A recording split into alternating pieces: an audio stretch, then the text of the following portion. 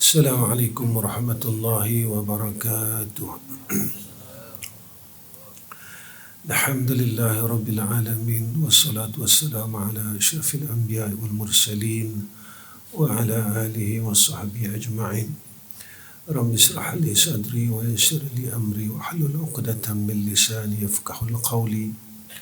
Allahumma lakal hamdu wa ilaikal mustaka wa antal musta'an. ولا حول ولا قوة إلا بالله العلي العظيم. Amma ba'd. Pertama sekali syukur pada Allah Ta'ala dengan hidayah dan taufik Allah. Allah memberikan kita ruang dan masa yang baik untuk berbuat kebaikan. Masa ni adalah satu nikmat anugerah daripada Allah. Dan masa ni tak boleh berpatah balik.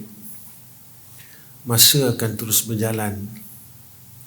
Begitulah perjalanan hidup kita. Masa akan terus berjalan seperti mana kata Imam Al-Ghazali rahimahullahu ta'ala, masa yang berlalu jadikan masa itu sebagai masa taubat.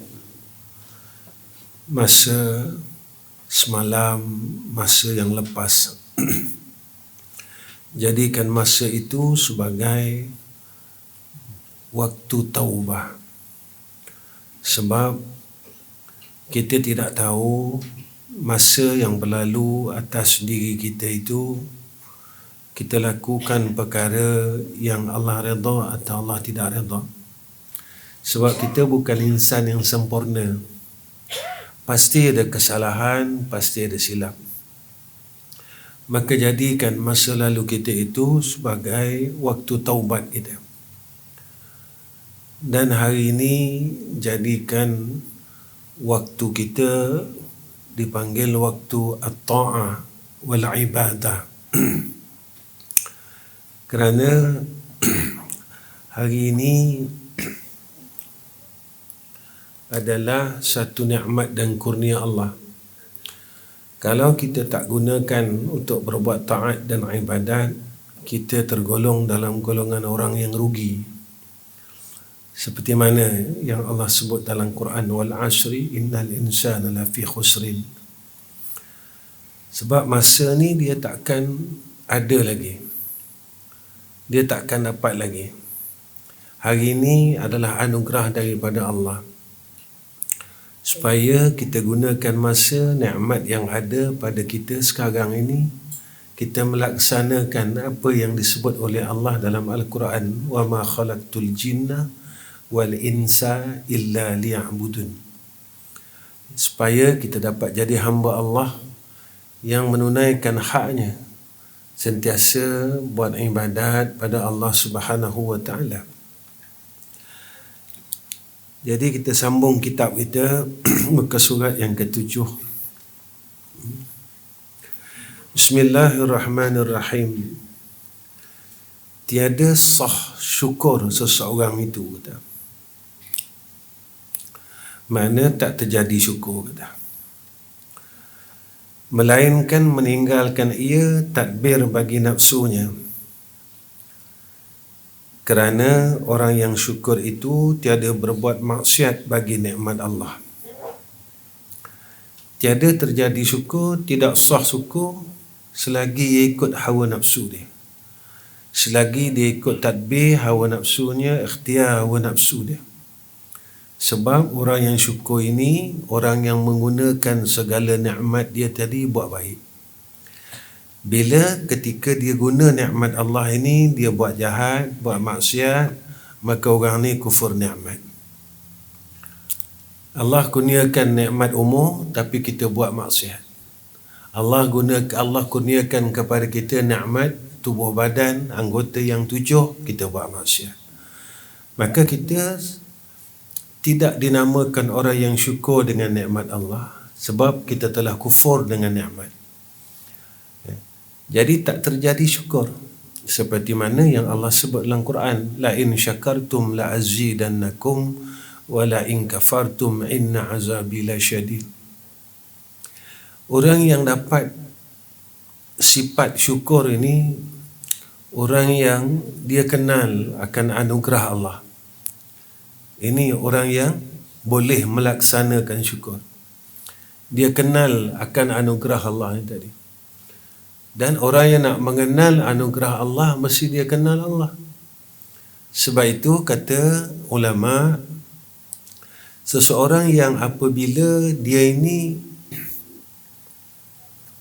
nak menjadi seorang hamba Allah yang saleh, dia nak menuju kepada Allah, nak jadi orang saleh, orang baik pada sisi Allah, kata ulama, dia kena lalui beberapa perkara. Yang pertama, dia kena lalui perjalanan taubat, dipanggil. Bila hati kita ni penuh dengan salah, dia takkan nampak cahaya, sebab dosa ni zulmat. Bila hati ni dia penuh dengan kegelapan, dia takkan nampak kebenaran. Dia takkan dapat cahaya itu, cahaya kebenaran, sebab hati ni penuh dengan kegelapan. Sebab itu orang yang nak menuju kepada Allah, nak jadi orang yang saleh, yang tak dirugikan di dalam kehidupan ini, jalan pertama mesti taubat. Mesti taubat. Tak ada jalan lain. Sebab itu kalau kita tengok perjalanan Sayyidina Adam AS, jalan pertama sekali, jalan taubat itu sendiri. Ini apa yang dididik oleh Allah kepada kita. Allah didik kita sebenarnya. Setelah kita melalui proses taubat, taubatan nasuha, taubat yang nasuha, maknanya bila kita dah taubat, kita tak akan kembali lagi. Dan taubat ini kena laksanakan dosa yang bersangkut paut dengan Allah, dosa yang bersangkut paut dengan manusia. Selesai kan? Kesalahan yang bersangkut paut dengan Allah, kesalahan yang bersangkut paut dengan makhluk Allah. Selesai kan? Kalau kita pernah duduk pada bab menzalimi makhluk Allah, selesai kan? Jangan takut minta maaf, tuan-tuan. Sebab apa? Sebab dekat sana azab. Jangan malu nak minta maaf, sebab di sana yang tunggu kita azab. Itu prosesnya. Kenapa aku tak boleh jadi baik? Kenapa aku tak boleh ke depan lagi? Kenapa aku tak boleh nak berubah lagi? Kenapa zikir Al-Quran tak boleh meleburkan sifat mazmumah dalam hati kita? Kenapa tak boleh? Padahal Al-Quran ni cahaya, zikir cahaya, selawat cahaya, ilmu ni cahaya. Kenapa dia tak boleh menembusi hati kita, tak boleh menghancurkan sifat-sifat yang tidak baik di dalam qalbun kita? Kita kena tanya. Kalau kita yang dah belajar 20 tahun, tuan-tuan, daripada segi teori, orang yang dah mengaji 20 tahun, dia gagal. Macam mana, tuan-tuan? Gagal ni bukan pada ilmu. Maksud saya gagal ini tadi, kerana natijah pada ilmu ni tadi, dia mendidik kita menjadi ahlu tuqa, orang yang bertakwa kepada Allah. Kalau kita duduk dalam jalan, kan Imam Ghazali sebut kepada kita, ilmu yang manfaat itu, semakin berilmu, semakin takut kepada Allah. Ini ilmu manfaat, bukan semakin kita belajar, semakin banyak ilmu. Itu bukan natijah dia, tuan-tuan. Kalau kita mengaji lama tetapi tidak boleh membentuk peribadi yang baik, maka kita tidak dapat natijah maqasid daripada ilmu itu sendiri. Mana kita gagal dalam ilmu, tuan-tuan. Yang ni kita kena fikirkan. Yang kedua, jalan untuk menuju kepada Allah, jadi orang saleh, kena lalui jalan ilmu dan ma'rifah. Kita kena kenal. Kalau tak, kita tak boleh jadi orang syukur, tuan-tuan. Kita tak boleh mensyukuri akan nikmat Allah. Tak boleh. Tak terjadi kalau kita tak melalui jalan ilmu dan makrifah. Ada orang kata saya duduk dalam majlis ilmu tak faham. Faham bukan kerja kita, tuan-tuan. Baru ni ada satu seorang guru lah, dia ada buka madrasah, datang jumpa saya, tanya saya, Ustaz, boleh tak saya minta satu jawapan? Dia kata, saya mengajar murid-murid saya, tapi murid saya tak boleh jadi baik, sampai saya marah, Ustaz. Satu je tadi, saya bagi tahu pada sahabat ni, saya kata Allah sebut dalam Quran, innaka la tahdi man ahbabta walakinnallaha yahdi may yasha. Sungguhnya engkau ya Muhammad la tahdi man ahbabta, engkau tak ada hidayah. Walakinnallaha yahdi may yasha. Akan tetapi Allah akan memberi hidayah siapa-siapa yang Allah hendak. Kerja seorang guru ni dia menyampaikan. Yang menyampaikan kepada maqasid ilmu ini bukan guru. Yang menyampaikan kepada maqasid ilmu itu Allah. Amal ma'ruf kerja hamba. Yang memberi hidayah itu hak Allah. Lalu saya pun pesan, saya kata seorang pendidik, jika dia tidak boleh dididik, maka dia bukan seorang pendidik. Maka jadikan murid ini sebagai guru kita. Seorang guru, dia akan menjadikan muridnya guru dia. Tuan-tuan faham tak cakap saya? Seorang guru, dia akan jadikan murid ini guru dia. Kenapa? Kalau kita melihat pada murid kita, maka jadilah kita jadi pemarah, kita jadi tak sabar. Maka belajarlah daripada murid kita untuk meredakan, meminimumkan kemarahan, menjadikan murid kita ini sebagai guru kita untuk mendapatkan kita ini sebagai orang yang sabar. Tak mungkin seorang yang pemarah boleh mendidik muridnya menjadi lembut hatinya. Boleh tak, tuan-tuan? Tak mungkin.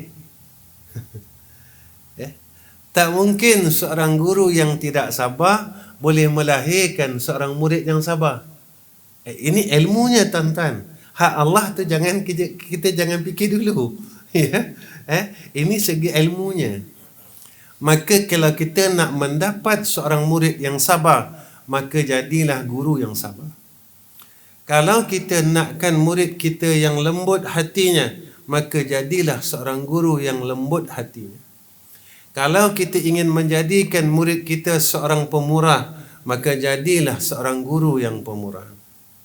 Kalau kita inginkan murid kita berakhlak dengan akhlak yang baik, maka jadilah seorang guru yang akhlak dia yang baik. Mudah ya? Maka seorang murid itu maka menjadikan gurunya itu sebagai guru, dan seorang guru maka dia menjadikan muridnya itu sebagai gurunya untuk dia membetulkan kesilapan dia. Kata terima kasih Ustaz. Terima kasih Ustaz. Tak susah pun, sebenarnya senang je. Sebab itu kalau kita nak menuju kepada Allah, nak jadi orang baik, lalui fasa ini, fasa ilmu dan makrifah. Nak jadi orang syukur, kena melalui fasa ilmu dan makrifah. Tak mungkin kita tak kenal, tak mungkin kita yang tidak mengenal siapa yang pemberi, kita boleh bersyukur kepada si pemberi dan mengikut kehendak pemberi. Kita kenal Allah. Sebelum saya nak datang ke Kuala Terengganu, tuan-tuan, saya bercakap dengan murid saya. Jika kita tak boleh patuh kepada yang nyata, yang nampak, Bagaimana kita boleh patuh kepada yang gaib? Ini saya cakap dengan murid saya, tuan-tuan. Kalau tak boleh ikut kepada yang nampak, yang nyata, macam mana nak patuh pada yang gaib? Kita disuruh patuh pada yang nampak dulu. Siapa yang nampak, tuan-tuan? Saya nak tengok tuan-tuan macam mana saja saya jom kita sembang-sembang malam ni. Sejuk ni, tuan-tuan. Ya. Ini kerak kencing malam ni. Sebab sejuk, hujan. Yang nampak tu Rasulullah. Yang gaib itu Allah. Sebab yang nampak ini mengajak kita patuh kepada yang gaib. Ini kan perintah Allah, tuan-tuan. Qul in kuntum tuhibbunallah fattabi'uni yuhibbukumullah. Katakan oleh Muhammad, jika kamu semua kasihkan Allah, ikut Sayyidina Muhammad. Maka dengan mengikut Sayyidina Muhammad ini, yuhibbukumullah, tanda kamu cinta Allah. Kalau kita tak boleh patuh pada yang nampak, macam mana kita nak patuh kepada yang gaib? Sebab Allah itu tak nampak, tapi ada. Belajar patuh kepada syariatnya. Belajar kita patuh kepada syariat. Sebab yang nampak itu membawa kita, mengajar kita supaya patuh kepada yang gaib. Yang nampak itulah yang mengajar kita, yang mengajak kita cinta kepada yang gaib. Itu dia. Bukan saja-saja, tuan-tuan. Tak mungkin kita boleh syukur dengan Allah. Allah ni gaib.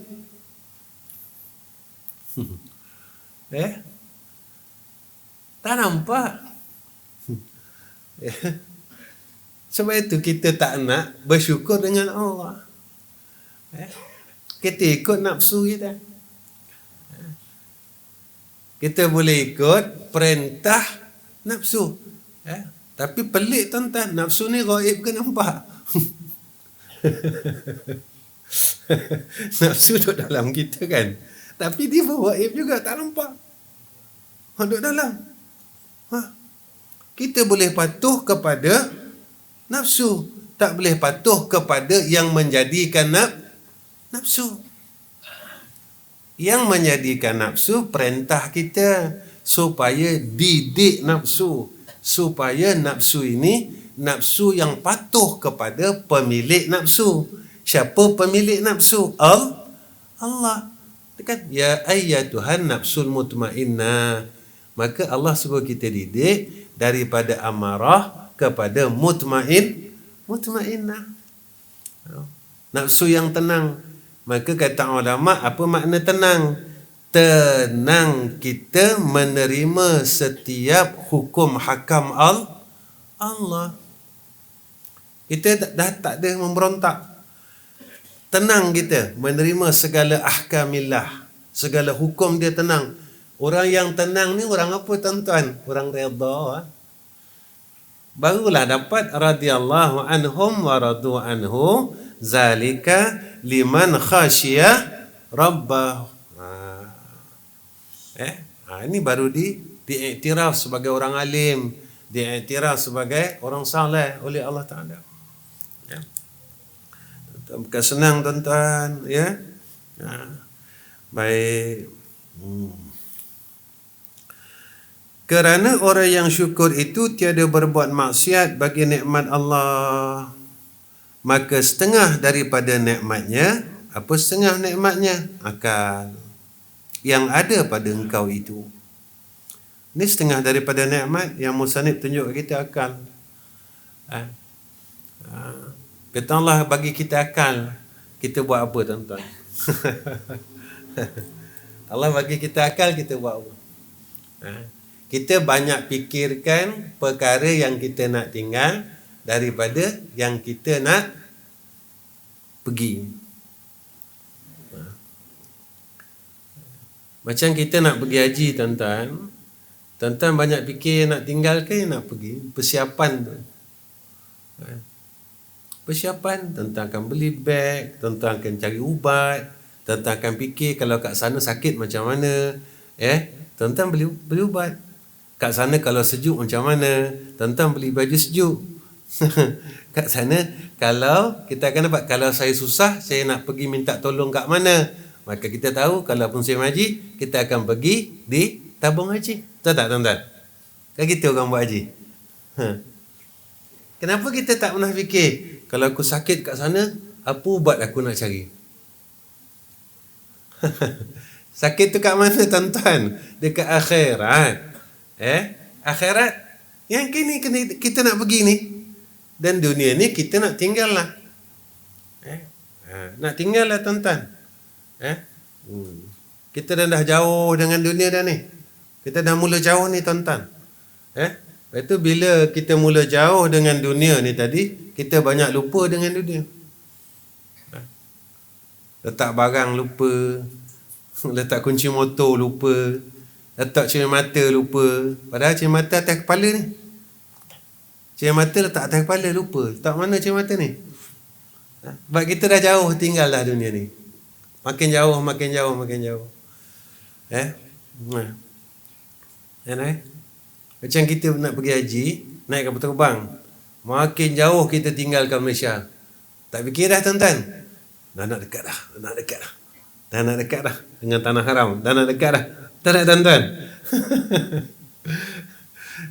Begitulah orang yang dah hampir dengan akhirat. Maknanya tanda yang Allah bagi kita ni dah hampir dengan akhirat, dah hampir dengan liang lahat. Akal. Baik, itu hadis yang selalu saya ulang pada ni. Sehingga kan Nabi kata orang berakal itu mandana nafsahu wa amila lima ba'dal maut. Ni orang berakal, orang pandai. Dia sentiasa cuba mujahadah nafsu dia, mujahadah, lawan nafsu dia. Dan dia beramal bagi barang selepas kematian dia. Dia orang berakal. Jangan kita ikut nafsu kita tuan-tuan. Berapa tahun dah kita dah mengikut akan kehendak nafsu kita. Kita menjadi orang yang gagal sebagai hamba Allah. Gagal sebagai hamba Allah, tetapi kita menjadi hamba selain Allah. Jadi hamba dunia, jadi hamba makhluk, jadi hamba nafsu, jadi hamba syaitan. Sebab kita ikut ini. Jangan kita ikutkan kehendak tu.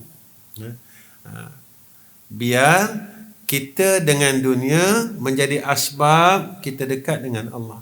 Biar kita dengan makhluk dan asbab makhluk ini menjadi kita dekat dengan Allah. Dan dengan nafsu yang ada pada kita, menjadikan nafsu ini kita bawa dia dekat kepada Allah. Allahu akbar. Susah dah. Sampai orang kata, Ustaz, susah lah macam tu masuk syurga. Mana senang tuan-tuan. Syurga ni memang susah tuan-tuan. Nak datang surau ni susah tak susah tuan-tuan? Susah tuan-tuan. Dah bukan kena bayar. Ya tak? Kita nak pergi tengok bola, kena tiket tu tak? Lepas tu nak masuk tu tuan-tuan, kan kena bersesak-sesak. Kena berebut dulu. Belaga dengan orang. Ini seluas-luas pintu tuan-tuan, tak ada belaga dengan orang. Nak masuk kan? Tapi nak masuk tu susah. Nak sampai tu susah. Dan dah sampai ni susah tuan-tuan. Kan senang? Sebab jalannya, sebab kita akan memperolehi nikmat Allah. Ni yang dikatakan kita perlu ada pengorbanan. Senang cakap macam ni tuan-tuan. Kalau nak syurga, kena berpenat-penat di dalam dunia supaya kita berehat di sana. Kita kena penat-penat dalam dunia supaya kita berehat di sana. Kerana kena penat-penat tuan-tuan. Sebab akhirat ini kita kena penat. Nak mengaji penat, Masya Allah, susah tuan-tuan. Allah, nak jadi hamba Allah ni susah. Kita tengok perjalanan Sayyidina Rasul, ada perjalanan yang senang, ada tuan-tuan. Lahir ayah tak ada, masa kecil, ibu meninggal, nampak tak? Kemudian kena lalui fasa-fasa yang susah. Tiba-tiba kita nak masuk syurga senang-senang tuan-tuan.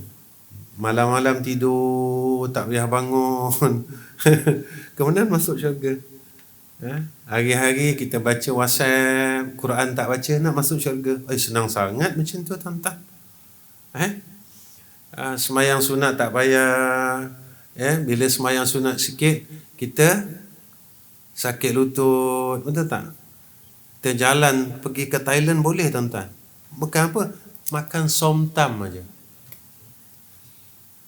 Gimana? Pergi Thailand, buat benda? Makan somtam. Terengganu ada tuan-tuan somtam. Tapi hal dunia ni, kita boleh tuan-tuan, kita boleh. Tak ada benda pun.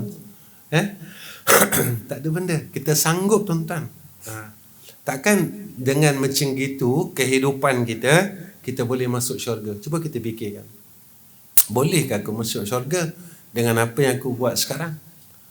Bolehkah aku masuk syurga dengan cara hidup aku sekarang? Kita mau tidak mau, kita akan menuju ke sana tuan-tuan. Kita rela tak rela, kita akan pergi ke sana. Percayalah. Kawan-kawan kita dah pergi dah tuan-tuan. Tuan guru kita dah pergi. Saya kalau ngajar sini, saya selalu terbayang-bayang tuan guru kita akan duduk kat tempat din lah. Itulah tempat kebiasaan tuan guru kita.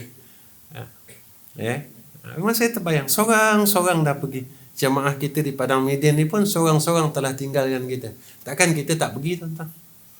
Takkan kita tak pergi? Dan kita pasti pergi.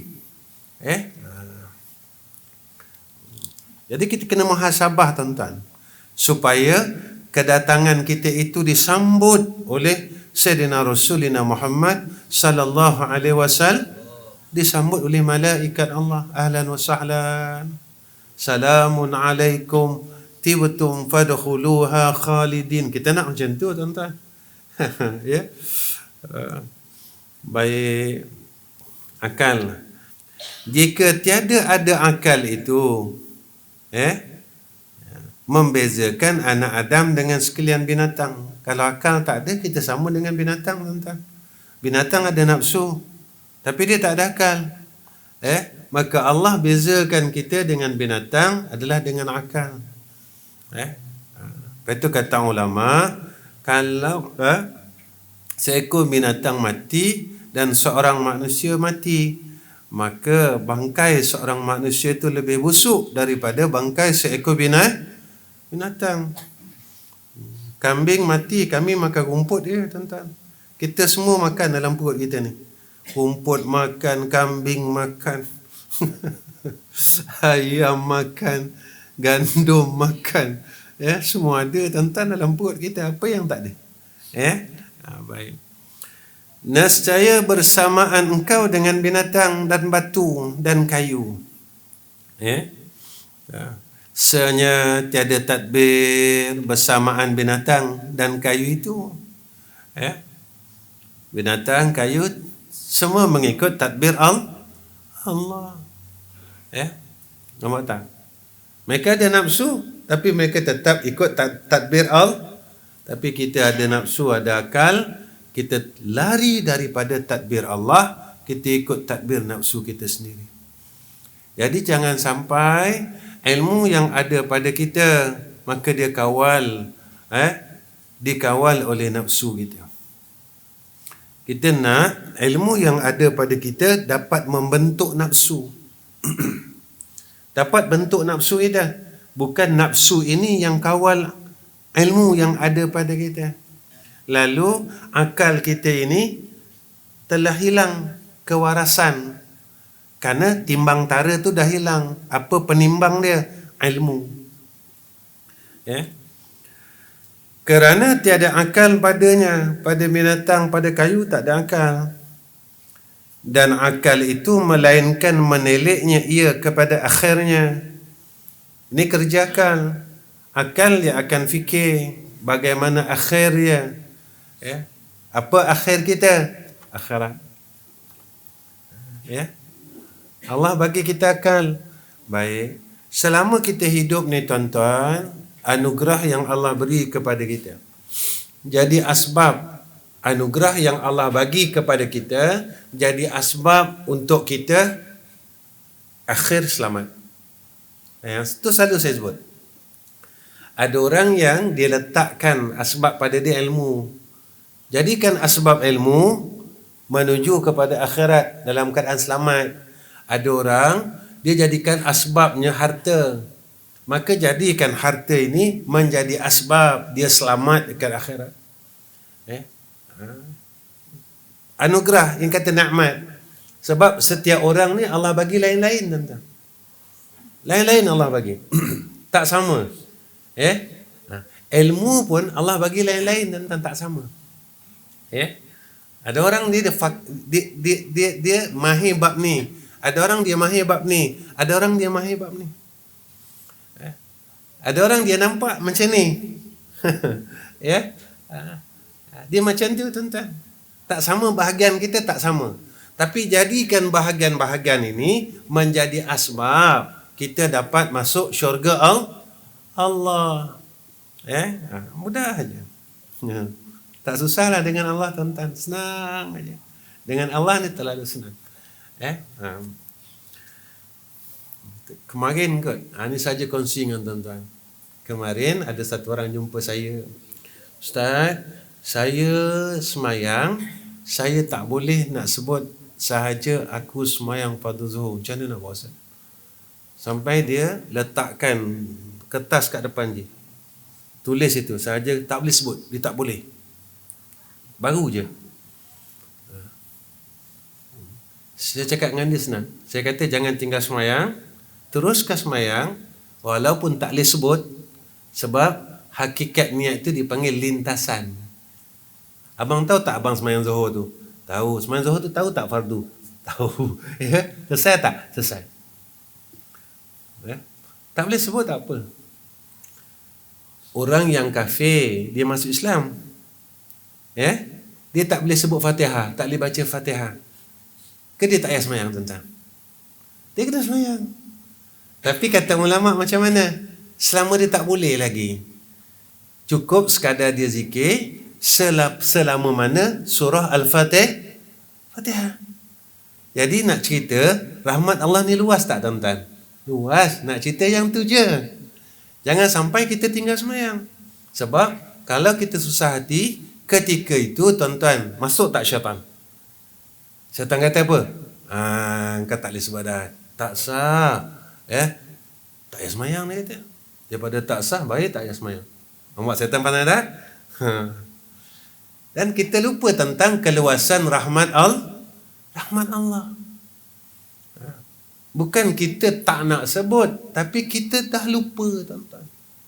Tak boleh. Usaha juga tak boleh.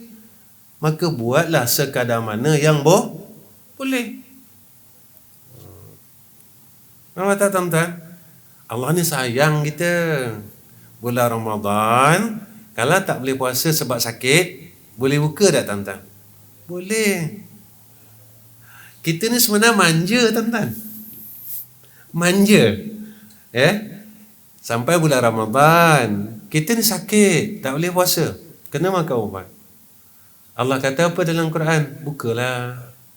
Nanti mu dah sihat, mu puasalah. Tapi tak dapatlah puasa Ramadan. Qadha lah. Manja tak tuan-tuan? Manja. Manja tuan-tuan. Kita dengan Allah ni sebenarnya manja. Allah manjakan kita.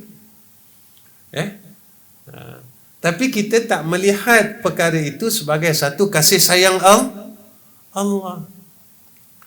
Sebab itu di akhirat tak ada tolak ansur.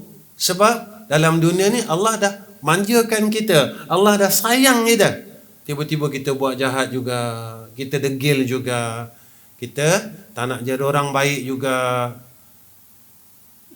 Maka di akhirat kau kena masuk kat neraka. Tapi ada tak kasih sayang Allah lagi? Ada tuan-tuan. Kita belajar tafsir kan? sifat rahim ini khusus untuk orang yang beriman. Sayang lagi Tuhan dengan kita. Selagi engkau diiman, besok engkau keluar neraka, masuklah syurga. Allah sayang lagi tuan-tuan. Tapi kalau engkau kufur dengan aku, engkau syirikkan aku, tak ada peluang dah nak masuk syurga. Kau dah tak beriman, ketika itu kau dah tak boleh masuk syurga. Sebab sifat rahim Allah Ta'ala ini khusus untuk hambanya yang mukmin di akhirat. Maka orang yang fasik, orang yang dimasukkan dalam neraka tapi dia masih ada iman, Allah tetap keluarkan dan bagi peluang masuk syurga. Sayangnya Allah kat kita. Macam mana kita tak menangis tuan-tuan bila sebut nama dia? Bila kenangkan Allah, bila memikirkan tentang kebesaran Allah, macam mana tak jatuh air mata kita? Barulah kita jadi orang yang bersyukur dengan Allah. Maka kita nak buat baik aja. Ketika kita jatuh kepada kejahatan, ketika itu kita mula rasa salah. Ya Allah, minta maaf lah, aku tak kuat. Ya Allah, minta ampun lah, aku tak mampu. Nampak? Macam tu. Dia seronok tuan-tuan dengan Tuhan ni. Kan? Seronok. Ya. Baik. 8. Dan demikian lagi tiadalah sah menarik kepada maka seseorang yang tadbir hawa nafsunya dan tiada menelik ia kepada akhirnya, setengahnya daripada tiada syukur ia nikmat akal itu. Allah, bila kita melihat kepada akhirat, tanda tidak syukur dengan nikmat akal. Banyak silap kita dengan Tuhan tuan-tuan. Banyak salah kita dengan Allah sebenarnya. Tapi Allah ni sayang kita. Allah sayang kita. Kita selalu melihat perkara-perkara yang baik. Kita terlupa perkara yang tak baik. Selalulah tengok benda-benda yang tak baik dalam diri kita. InsyaAllah tuan-tuan.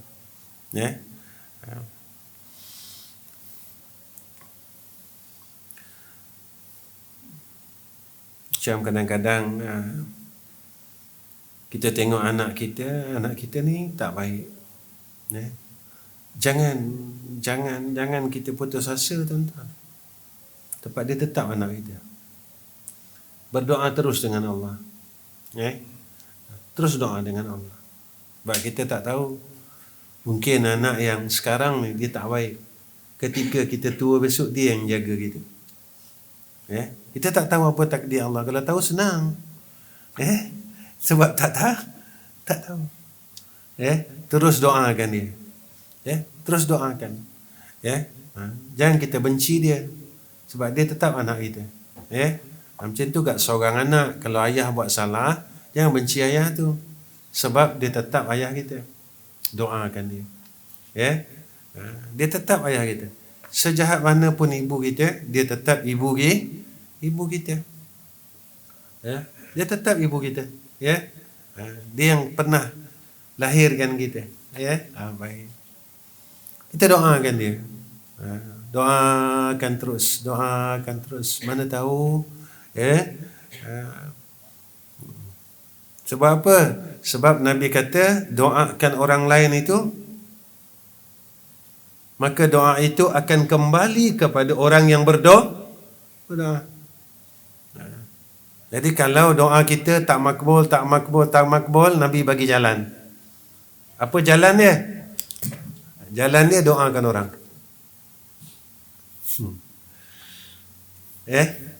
Kita doa dah lama dah tuan-tuan, tak makbul. Nabi bagi jalan. Apa jalan dia? Doakan orang. Kerana doa itu kita akan dapat seperti mana kita mendoakan orang itu. Tak ada kurang pun, kata Nabi. Tak ada kurang pun, satu pun. Kita doa tak makbul. Maka ambil satu jalan yang diajar oleh Nabi kita Muhammad sallallahu alaihi wasallam, doakan orang lain.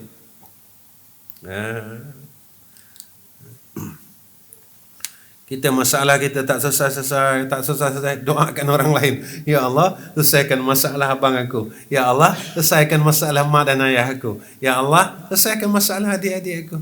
Maka Allah akan selesaikan masalah kita. Doakan orang lain. Baik. Dan demikian lagi tiadalah sakhaf, yakni takut kepada Allah Ta'ala seseorang itu, melainkan meninggalkan ia tadbir dan ikhtiar bagi nafsunya. Tak terjadi takut selagi diikut nafsu dia. Sebab orang yang takut, maka orang ini dia meninggalkan akan tadbir diri dia. Dia tak ikut nafsu amarah dia. Siapa orang takut, tuan-tuan? Bila dia tak dapat buat baik, dia takut. Bila dia tak boleh meninggalkan kejahatan, dia takut. Buat baik ni, tuan-tuan, jangan kita letakkan buat baik ni pada semayang saja. Saya selalu cakap kan, jangan fokus pada hablum minallah je, tuan-tuan. Fokus kepada hablum minallah, bawa kepada hablum minan. Kita ni tak mampu semayang malam banyak-banyak. Betul tak, tuan-tuan? Tak mampu. Apa yang kita boleh buat baik? Kita boleh tolong orang. Yang tu buat baik. Kita boleh buat baik dengan anak-anak kita. Yang ni kebaikan. Kita boleh buat baik dengan isteri kita. Ini kebaikan. Kita boleh buat baik dengan mak ayah kita. Ini kebaikan. Kita tak mampu nak semayang macam orang lain. Ada orang yang diberikan kekuatan ibadat, semayang malam. Kita tak mampu, tapi kita mampu buat baik. Kita mampu buat baik dengan tubuh badan kita.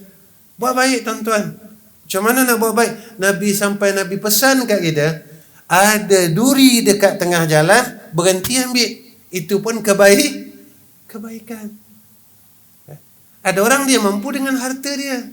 Ada orang dia mampu dengan tenaga dia. Ada orang dia mampu dengan tubuh badan dia. Buat baik. Maka kebaikan ini akan menghapuskan kejahatan. Jadi macam mana nak hilangkan jahat? Buat baik. Kan ada Allah tunjuk kita dalam Quran. Kalau saya salah baca ayat ni, tolong betul tak? Qul ja'al haq wa zahaqal batil innal batila kana zahuqa. Macam mana nak hapuskan jahat? Buat baik. Kalau nak hilangkan orang jahat, kita semua jadi orang baik.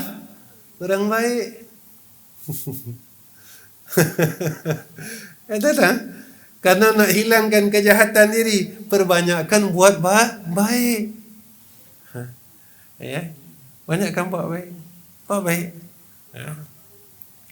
Saya tak boleh tinggal jahat. Maka buatlah banyak kebaikan. Buat banyak kebaikan. Saya tak mampu buat baik. Maka tinggalkan kejahatan. Jangan buat baik pun tak mampu, jahat pun tak mampu tinggal. Ini bala, tuan-tuan. Kita kena kurangkan kejahatan. Macam tu. Itu apa, tahun ni lah, tuan-tuan. Saya sebenarnya dah lama, berapa tahun dulu pun macam tu juga. Tapi tahun ni kerap sangat. Saya lepas kuliah orang jumpa, Ustaz saya minta maaf. Baru ni, tuan-tuan, orang datang jumpa saya juga lepas kuliah. Pegang tangan saya, air mata duduk bergenang. Saya minta maaf ya Ustaz. Saya diam je, tuan-tuan. Ustaz cakaplah saya maafkan awak tadi. Ustaz saya minta maaf tau. Bila dia 2-3 kali dia cakap macam tu, saya kata, alah bang, saya dah maafkan semua orang dari dulu lagi. Saya tak tanya pun apa salah dia. Akhir sekali bila saya nak balik, dia jumpa lagi saya, tuan-tuan. Ustaz, saya betul-betul minta maaf. Saya dulu pernah kata Ustaz. Dia tak kata mulut, tuan-tuan, tapi dia kata di tangan. Nampak tak? Saya cakap ni bang, bukan abang aja. Semua orang yang kata saya telah maafkan dari dulu lagi. Saya tak simpan dalam hati saya. Sebab apa? Sebab Nabi kata memberi maaf kepada orang yang tak minta maaf ni satu benda yang baik. Kita nak jadi orang hebat, berilah kemaafan kepada orang yang tidak mahu meminta kemaafan kepada kita. Nak jadi orang hebat. Orang tak minta maaf lagi, kita dah maafkan. Ni orang hebat. Orang tak minta lagi, kita telah memberi sebelum ia meminta. Ini orang hebat.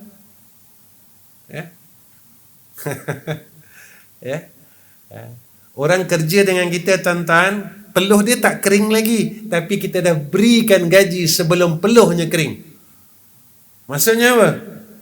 Sebelum dia berhajat, kita dah selesaikan dulu. Ini orang hebat.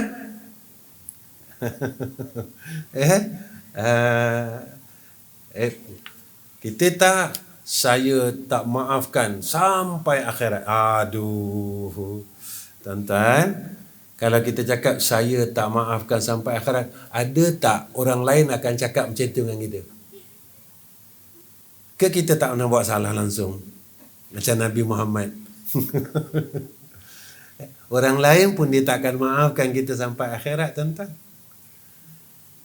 Mudah-mudahan dengan kita maafkan semua orang, dan ada orang yang kita buat salah masa hidup kita, dia juga kita berharap dengan Allah dia buat benda yang sama macam kita buat. Tak nak ke tuan-tuan? Kita maafkan semua salah orang sebelum orang itu meminta maaf, dan kita berharap orang yang pernah kita buat salah dulu, dia pun berbuat macam kita buat. Sebab ini dipanggil apa? Barakah daripada amalan. Dan mudahan dengan barakah ini, barakah yang aku buat ini, aku pun dapat seperti mana perkara yang telah aku buat kepada orang Islam yang lain. Tuan-tuan, dosa kita dengan orang banyak, tuan-tuan. Kita kata orang, kita ini kan. Apa kita buat dulu? Kita buat dulu. Selalu mana-mana kita minta maaf, kita maafkan dulu. Maaf. Jangan tunggu orang minta maaf. Kita maafkan dulu. Insya-Allah kita harap dengan Allah, mudah-mudahan kesalahan yang aku pernah buat pada orang lain, lalu Allah maafkan juga, dan orang tu buat perkara yang sama atas aku. Dah selesai tak? Selesai dekat akhirat. Besok kita terkejut, orang ni dah maafkan aku, alhamdulillah. Baik, saya kena rajin tengok jam, tuan-tuan, sebab sekarang isyak ni cepat kan. Ingat dulu pukul 9 baru kita berhenti. Tak bolehlah kalau 9 jadi 1 jam setengah. Baik, kita mengaji ni nak minta rahmat Allah je, tuan-tuan. Kita minta rahmat. Kerana orang yang khauf itu, orang yang takut dengan Allah itu, berhadapan hatinya kepada Allah. Ini orang yang takut dengan Allah. Hati ni sentiasa berhadap kepada Allah. Hati dia sentiasa ingat, dia tak lupa. Dia meletakkan Allah itu di hadapan dalam segala perkara. Dalam hal dunia, Allah tu depan dulu, bukan dunia dulu. Dalam hal apa-apa pun, dia letak Allah itu di depan dulu. Allah suka tak apa yang aku buat ni? Allah redha tak? Dia letak Allah dulu. Baru urusan dunianya, baru urusan dengan makhluknya, Allah dulu. Kenapa kena buat macam tu, Ustaz? Ayat ni selalu saya ulang-ulang. Orang takut yang sentiasa hatinya menghadap kepada Allah, Allah janji kat dia apa? Allah selesaikan masalah dia, Allah luaskan rezeki dia. Tuan-tuan, kalau nak tenang, duduk tempat ni. Kalau nak hidup tenang, kurang masalah, masalah tak jadi masalah, duduk tempat ni. Ini bukan saya cakap, tuan-tuan, yang cakap ni Allah. Allah sebut dalam Quran macam tu kan, siapa takut Allah selesai masalah dia dunia akhirat, Allah mudahkan urusan dia, Allah bagi jalan keluar dunia akhirat. Tak tenang, tuan-tuan. Masalah tak jadi masalah. Kemudian Allah janji kat kita rezekinya luas, barakah. Kalau nak hidup tenang, duduk tempat ni. Macam mana, Ustaz? Kena bersungguh-sungguh. Kena duduk tempat takwa, hidup tenang. Kalau nak berkat rezeki, tenang. Nah, ini tuan-tuan, orang cerita dengan kita, Ustaz, tahun depan inflasi sifar, ekonomi kita jatuh teruk, Ustaz. Jatuh teruk macam mana, Ustaz? Dia kata. Saya kata saya tak fikir pun, tuan-tuan. Sebab saya tak kerja. Kerja tak, berniaga tak, apa tak. Hidup saya macam ni, tuan-tuan, daripada dulu.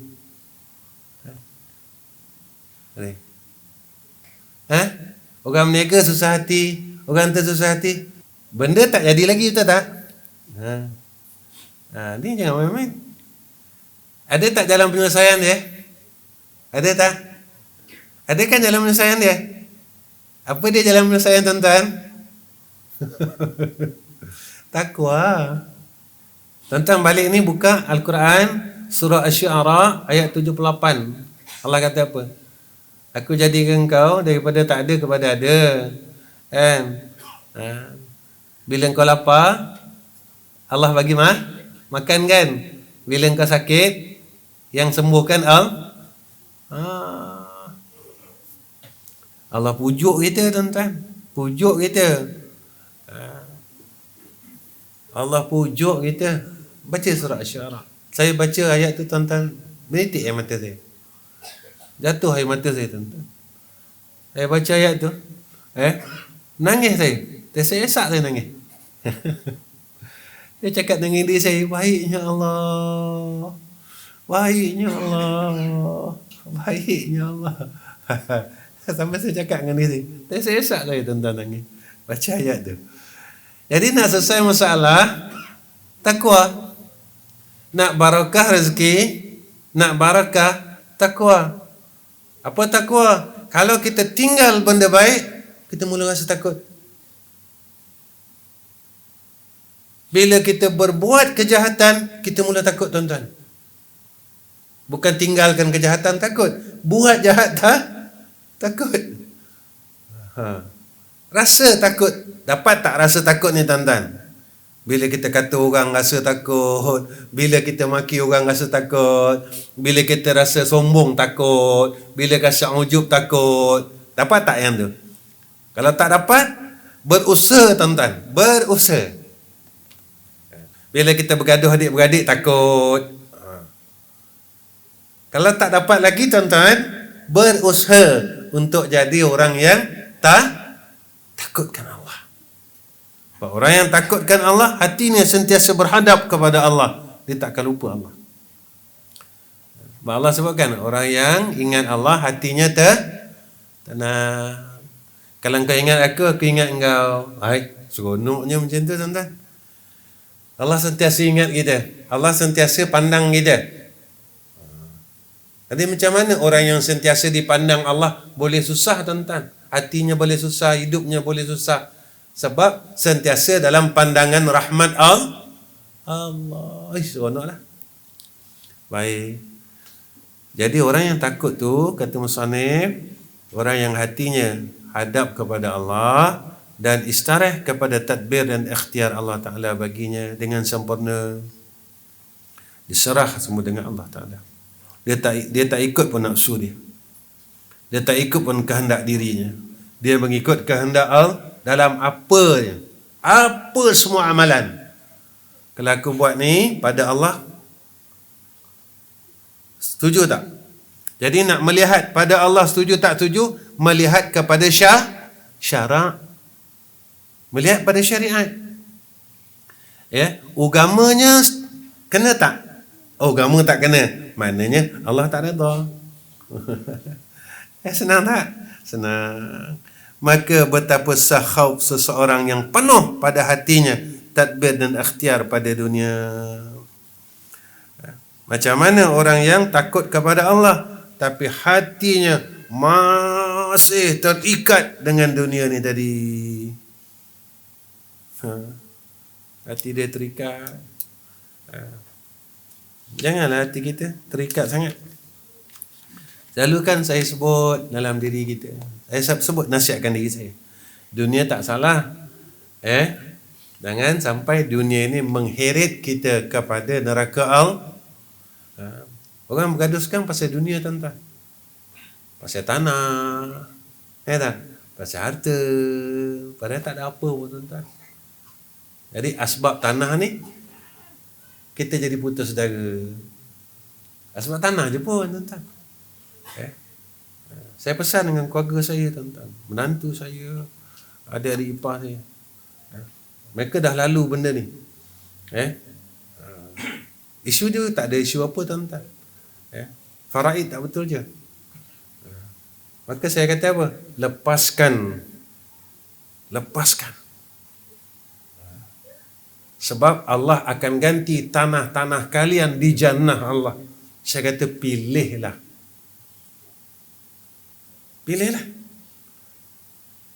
Dalam dunia ini kita dikhianati dengan tanah yang kita akan tinggalkan. Jika kamu boleh melepaskan tanah itu atas asbab supaya kamu tidak memutuskan akan silah ini, maka Allah akan ganti dengan tanah-tanah kalian di dalam jannah Allah. Maka pilihlah. Yalah bang, insya-Allah bang. Saya tak nak dah. Tak apalah bang. Setakat 10 hektar, 5 hektar apa ada. Tuan-tuan, kita bergaduh tapi umur kita dah 69 tahun. Macam mana? Kita bergaduh ni. Tapi umur kita dah 69 tahun, tuan-tuan. Biarlah. Kita bergaduh masa muka, maki-memaki, kan? Ya Allah, gantikanlah apa yang dikhianati itu dengan gantian di dalam jannah engkau besok dekat akhirat. Aku pun nak balik dah. Aku pun nak mati dah, ya Allah. Maka biarlah menjadikan apa yang aku lepaskan ini sebagai gantian aku untuk mendapat tempat aku di dalam syurga. Senang ke susah, tuan-tuan, nak lepas tu? Susah kan? Sebab kita nampak harga dunia. Tapi kalau kita nampak harga akhirat, kalau memang hak kita, tetap dah dapat. Tapi kalau bukan hak kita, kita balahlah macam mana? Dapat tak, tuan-tuan? Tetap kita dikhianati. Maka berbuat baiklah kepada orang yang pernah berbuat zalim kepada kita. Baik. Maka kita akan berada di tempat yang baik besok di yaumul akhirah. Tapi nak buat macam tu susah. Kena ada hati yang baik. Hati kena ada hati yang baik. Hati yang menghadap kepada Allah. Ya. InsyaAllah Allah ganti, tuan-tuan. Allah ganti. Jangan risau. Pujuk hati kita. Ya. Baik, tuan-tuan. Setakat ini saja pertemuan saya dengan tuan-tuan. Maka kita harap Allah sentiasa bagi hidayah dan taufik atas kita. Allah pimpin kita dalam amalan kita, dalam hidup kita, tuan-tuan, insya-Allah. Terima kasih kepada pegawai takbir Surau Padamidin, bagi laluan sekali lagi. Hari-hari Rabu sepatutnya saya hari Sabtu. Terima kasih kepada Taqiyuddin semualah. Yang seluruh raja tuan kuasa Surau lah. Saya nak sebut nama satu-satu saya tak ingat, tapi muka saya ingat. Muka saya ingat, nama saya tak ingat. Saya pun dah banyak lupa dah, tuan-tuan. Banyak lupa. Tapi alhamdulillah, Quran saya tak lupa, hadis saya tak lupa, tapi hal dunia ni saya lupa, tuan-tuan. Banyak sangat lupa. Cuma saya pujuk je diri saya. Alah, dah nak balik, saya kata. Saya pujuk macam tu ya, tuan-tuan. Orang nak balik memang dunia yang nak ditinggalkan dia lupa. Tempat yang paling dekat itu dia akan ingat. Tapi tempat yang dia dah nak tinggal jauh dia makin lupa. Ni penyakit saya sekarang. Lupa je. Sampai pernah satu hari nama adik saya lupa, tuan-tuan. Nangis je. Saya sampai sakit kepala, saya fikirkan siapa nama dia. Sampai saya tanya, nama kau siapa? Saya kata. Nangis dia. Takkan abang lupa nama saya, bang? Tapi saya pujuk diri saya, orang nak balik. Orang dah nak balik, orang dah dekat liang lahat, dia lupa benda yang semakin jauh dengan dia, semakin hampir dengan dia akan ingat. Dia mula. Ke tuan-tuan pun dah lalu kat itu. Kalau dah lalu, kita sama-sama nak balik ni. Sama-sama lah kita dah nak balik. Nanti kita jumpa kat sana insya-Allah. Kan doa orang tahlil apa? Ya Allah, kurniakan kepada arwah ini raudatam min riyadil jannah. Kita nak dalam alam barzah kita ada taman daripada taman syurga. Bolehlah kita main. Tuan-tuan datang jumpa saya datang jumpa tuan-tuan. Seronok. Kita harap, kita harap dengan Allah. Harapan kita kena ada dengan Allah. Jadi tuan-tuan, insya-Allah akhir kalam, tuan-tuan tolong doakan saya, keluarga saya, isi anak-anak, semualah. Mudah-mudahan kami jadi orang baik, mati dalam keadaan yang baik, dan hidup selepas mati kami baik. Dan saya doakan tuan-tuan pun macam itu juga insya-Allah. Baik, wa akhir kalam. Assalamualaikum warahmatullahi wabarakatuh. Bismillahirrahmanirrahim. Alhamdulillahirabbil alamin. Allahumma salli ala sayyidina Muhammad wa ala alihi washabbihi wasallim. Ya Allah, pimpinlah kami dan keluarga kami ya Allah. Ya Allah, berilah sentiasalah berikan hidayah dan taufik atas kami, atas perkataan kami, atas perbuatan kami. Ya Allah, jadikan hati kami hati yang sentiasa ingat kepada Engkau ya Allah. Kau maha baik atas kami ya Allah, atas kami, keluarga kami, kehidupan kami. Ya Allah, Kau amat baik dengan anak-anak kami, dengan cucu kami, menantu kami dan keluarga kami. Ya Allah, jadikan kami hamba yang tahu membalas akan kebaikan-Mu ya Arhamar Rahimin. Ya Allah, jadikan hati-hati kami sentiasa terikat kepada Engkau dan terikat kepada Sayyidina Rasulina Muhammad sallallahu alaihi wasallam. Ya Allah, kuatkan iman dan Islam kami ya Allah. Kuatkan iman Islam anak dan isteri kami ya Allah. Ya Allah, jadikan kami orang yang tak tinggal salat ya Arhamar Rahimin, sehinggalah kami tutup mata menghadap Engkau ya Allah. Ya Allah, jadikan anak dan isteri kami orang yang tak meninggalkan salat ya Allah. Tolonglah mereka ya Arhamar Rahimin. Tolonglah anak-anak kami ya Arhamar Rahimin. Wa sallallahu ala sayyidina Muhammad wa ala ali sayyidina Muhammad walhamdulillahi rabbil alamin. Taqabbalallahu minna wa minkum.